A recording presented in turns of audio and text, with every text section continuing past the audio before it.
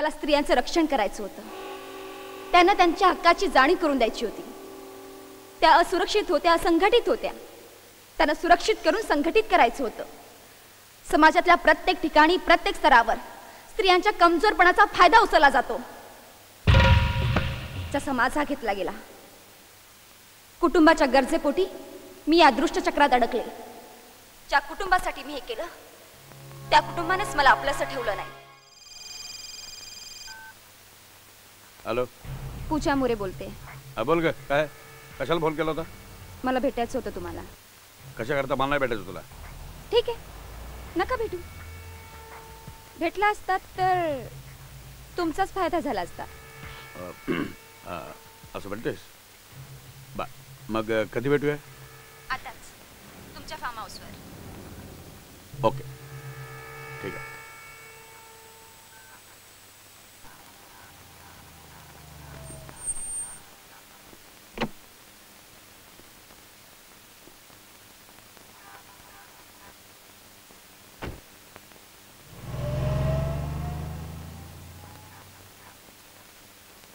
फोटोंचं तुम्ही काय करणार आहात? मुद्द्याचं बोल. त्या फोटोंवरून तुम्ही काय सिद्ध करू शकत नाही. आम्ही दोघी म्हणू की ट्रिक फोटोग्राफी आहे. तुमचं मात्र हसं होईल. तू माझ्या फादरचं काहीतरी बोलणार होतीस.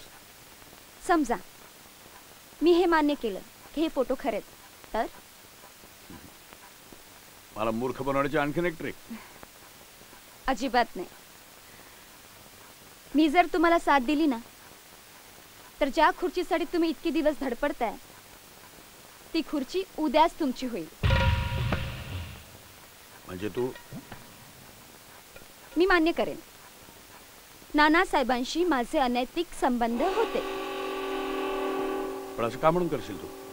अहो, काही दिवस तुमच्याही तटात जेवले मी, तेव्हा एवढं मात्र शिकले.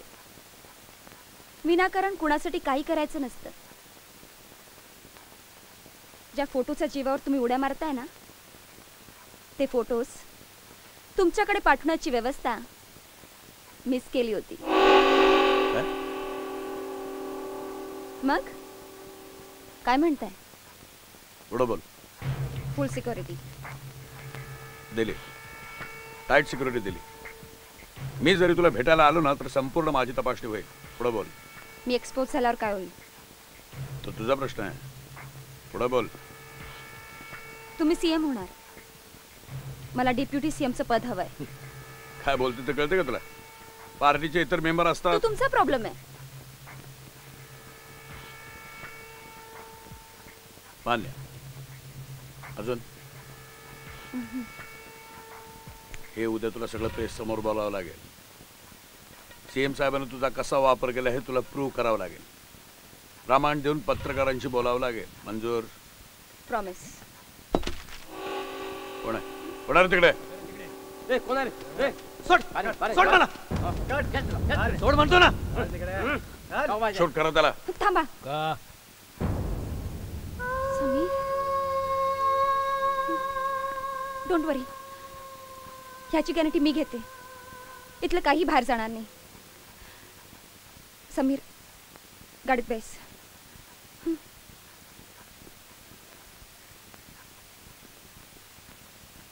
येते मी.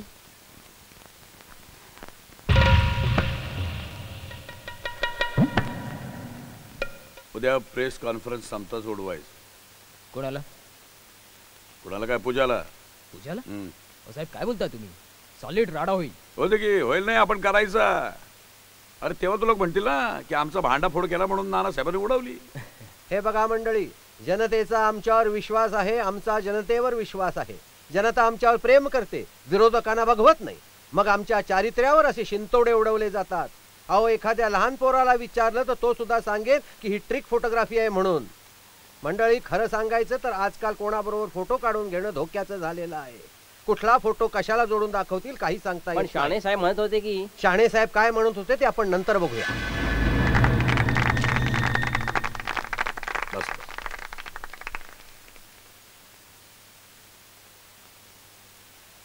नमस्कार, मी प्रतापराव शहाणे.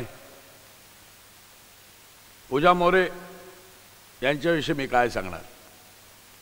समाजातल्या असहाय्य स्त्रियांसाठी, त्यांना स्वावलंबी करण्यासाठी, त्यांना स्वतःच्या पायावर उभं करण्यासाठी, त्यांच्या अडचणी दूर करण्यासाठी पूजा मोरे यांनी दिवसरात्र काम केलेलं आहे.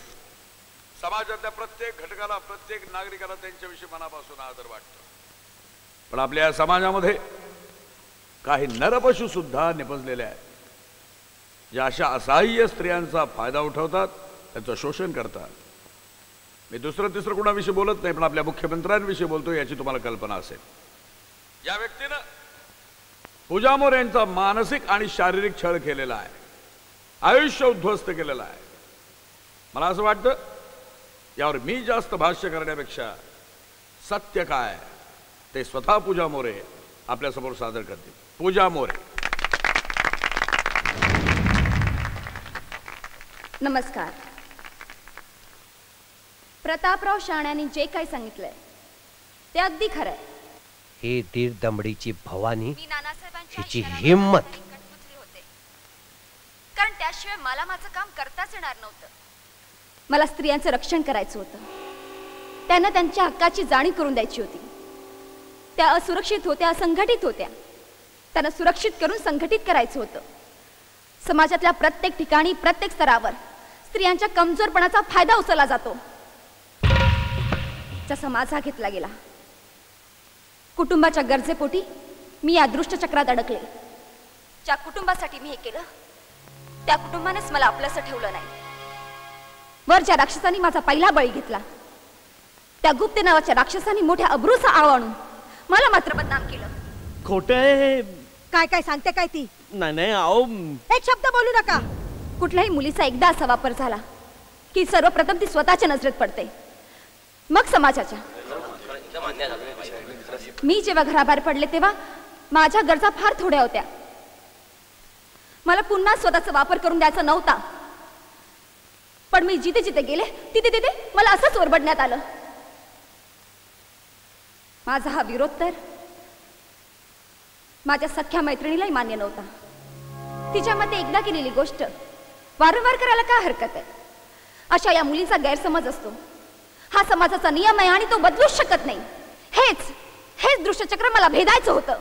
आज तुम्हाला नक्की कोणाबद्दल बोलायचंय? मला समाजातल्या अशा लोकांबद्दल बोलायचंय ज्या लोकांना आपण आदर्श मानतो, जे स्वतः सुद्धा सज्जनतेचा, सभ्यपणाचा, इज्जतदार असल्याचा भला मोठा पडदा घालून बसतात. ज्यांच्या एका हाकेने तुमच्या आमच्यासारखे हजारो लोक धावून जातात. असे हे आदर्श लोक फक्त नानासाहेबच नाहीत, तर असे आणखी कितीतरी आहेत. अशा या लोकांचं खरं रूप मला समाजाला दाखवून द्यायचं होतं, आणि प्रत्येकाचे पुरावे आहेत माझ्याकडे.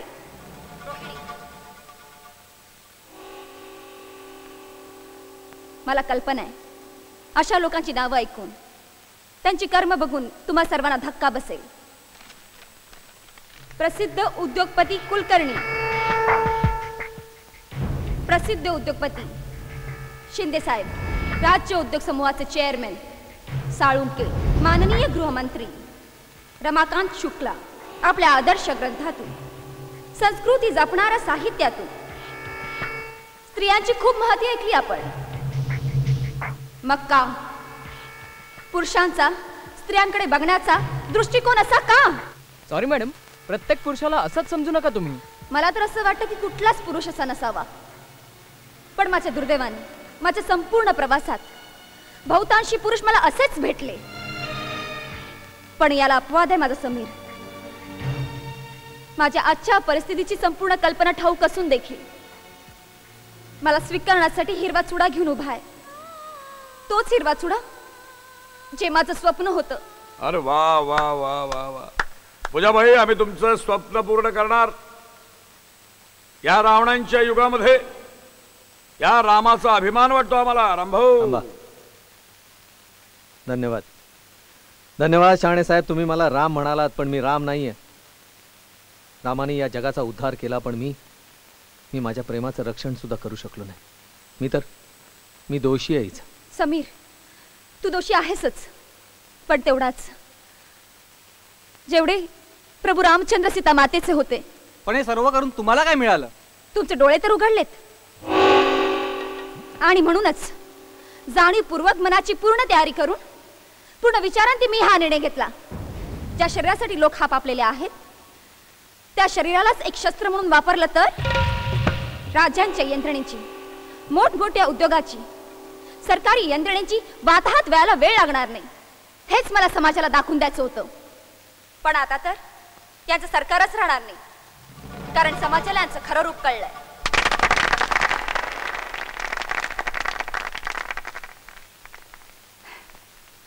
तुम्हा सर्वांचा गैरसमज होत असेल.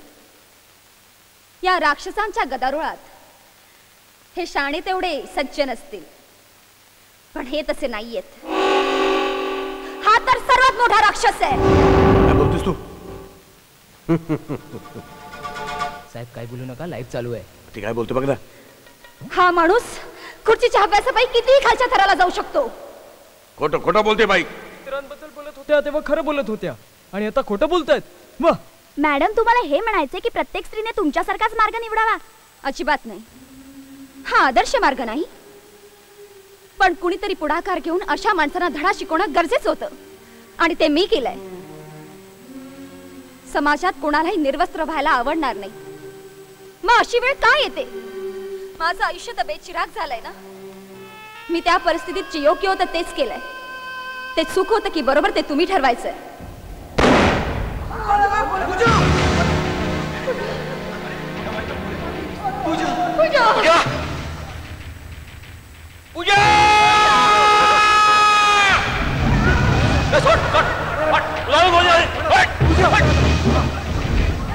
अरे कोणीतरी ॲम्ब्युलन्स बोलवा.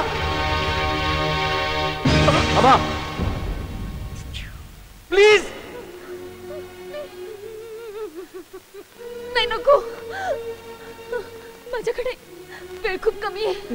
नाही पूजा, नाही, तुला काही होणार नाही, तुला काही होणार नाही. समीर, समीर,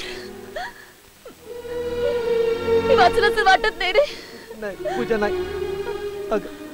आपल्या आयुष्याची सुरुवात पण झाली नाही अजून. तू मला सोडून जाणार नाहीस. नाही पूजा. समीर, तुझ्याबद्दल वाईट वाटतं रे. आपलं स्वप्न अपूर्णच राहिलं. आपलं स्वप्न अपूर्ण राहणार नाही. हे बघ, हे बघ, मी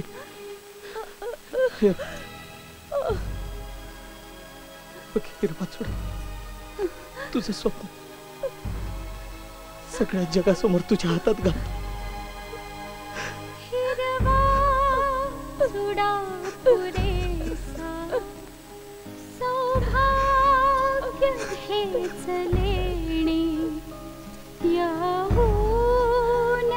राजसारे काही न मागणे.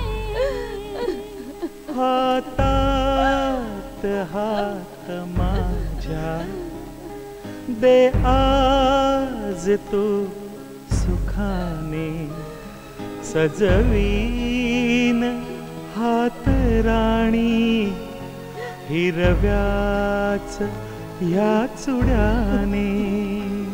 हिरवा चुडा पुरेसा, हिरवा चुडा पुरेसा.